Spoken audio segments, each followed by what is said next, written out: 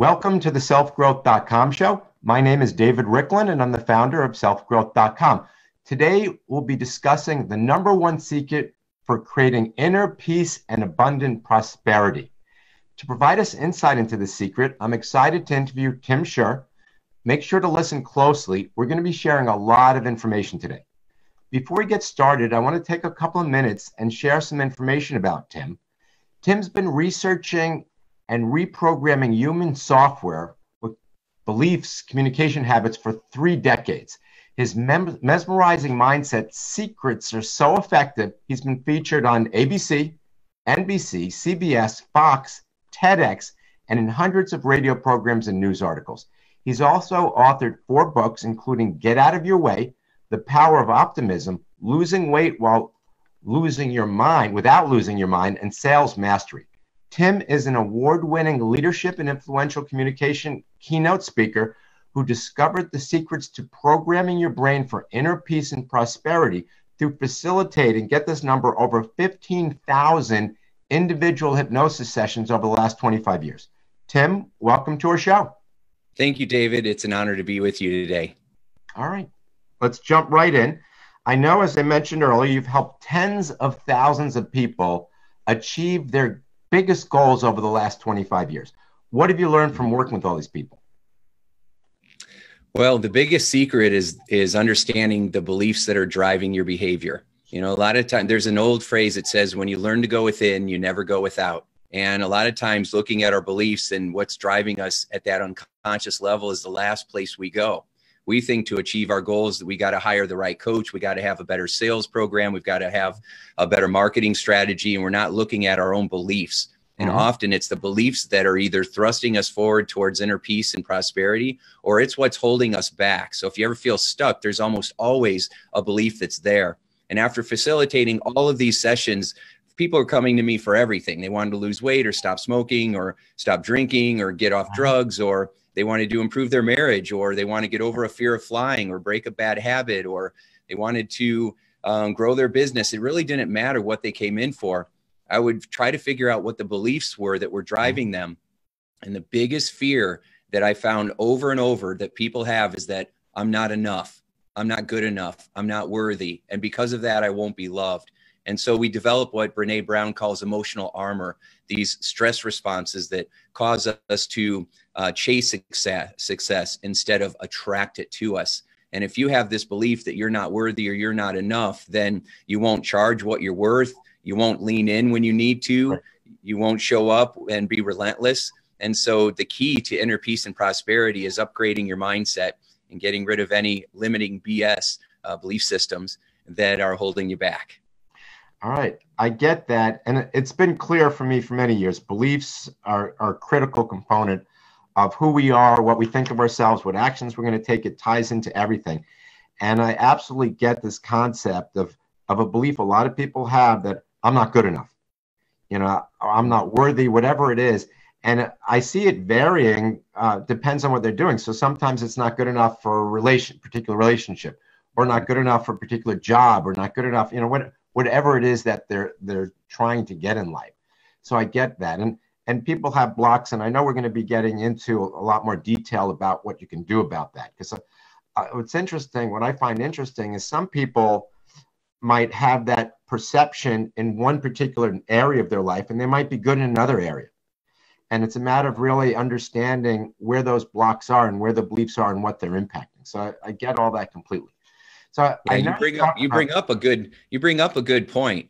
You know, a lot of times people feel very confident in their professional life, right, but their personal relationships are a bit of a train wreck. Yes. Right? Or they feel really close with their partner, but they can't make any money because they have these fears. And so it's just interesting how clever it is, the ways that we find to hold ourselves back. Yes. You know, human beings are beautiful at trying to avoid pain by doing things that create more pain. And that's what we call self-sabotage. Yeah, I get it. Many people are masters of that. Yes. That skill. They're very good at that. Unfortunately, that particular skill doesn't really help you in terms of making progress or breakthroughs in your life. Yes, unless you sabotage yourself on procrastinating, you know, then you can use it to your advantage, right? So if you have the ability to hold yourself back, you also have the ability to move yourself forward. And I think that it's just, we don't have the education. Most people just simply aren't aware of the power and the magic that they have inside of them.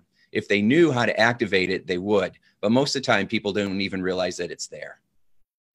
Right, so I want to delve a little bit more deeply into a number of these. So I know one of the things you say is there are 3 steps people go through when creating breakthroughs in their lives. And this is important because we're talking about breakthroughs, we're talking about blocks, we're talking about beliefs that people have. So can you take us through this? What are the 3 steps that people go through in creating these breakthroughs? Yes, great question. I see this all the time. So step 1 is resistance, step 2 is confusion, and step 3 is breakthrough. So step 1, resistance. Whenever we get new information, it often causes us to have to let go of the old information that we have, which messes with our need for certainty. And so even the best advice, people will hire coaches and still question whether they should follow through and doubt whether it's good advice and try to manipulate it. And so you'll see that whenever somebody wants to create a change, the first thing they do is they push back, right? They'll say, I want to lose weight. But then the first thing they do is they go home, they get nervous that they signed up for a new weight loss program and they eat all the Christmas cookies, right? And so resistance is the big one. And that really is just this underlying idea that somehow in some way it might not work out because you're going to find out what I already know, which is I'm not good enough to actually pull this off. And so that's where the resistance comes from. And then step 2 is confusion. So step 2 is you haven't quite bought all the way into the new belief, but you have finally started letting go of the old one. So it's kind of like you're in purgatory. So in Catholicism, they say you got heaven and hell, right? And in the middle is purgatory. And a lot of times people get out of hell, but they're not quite in heaven.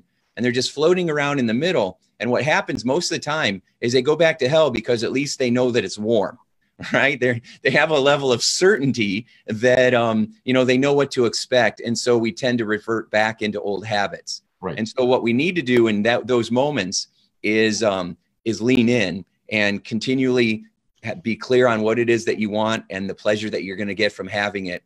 And that allows you to keep moving forward. And then that's when the breakthrough occurs. Okay.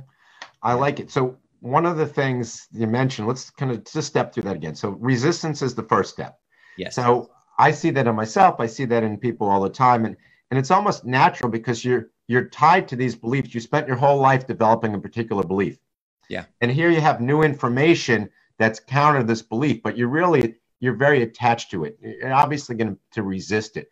So what are some things that we can do to kind of overcome that kind of first step of resistance? So a lot of times, there's 2 steps. The first step is just get clear on what it is that you want. So many of us are so focused on what we don't want, what we don't have, what we're missing, what we're unhappy with, that when you ask people what they do want, they're like, I don't really know. Right? They're really clear on what they don't want, which is why they have it. Dr. Phil one time said, you got to name it to claim it. Right. And so I had a client come in one time and she said, Tim, I want you to help me to stop procrastinating. And I said, okay, great. What do you want? And she said, well, I want to stop putting things off. I said, yeah, I know. But what do you want to have happen instead? And she says, well, I want to quit being so unorganized. And all her brain was hearing is procrastinate, putting things off, being unorganized. It wasn't. And so that's all it could act on because that's all it ever heard. Right. What she really wanted was to feel motivated, driven, organized, passionate.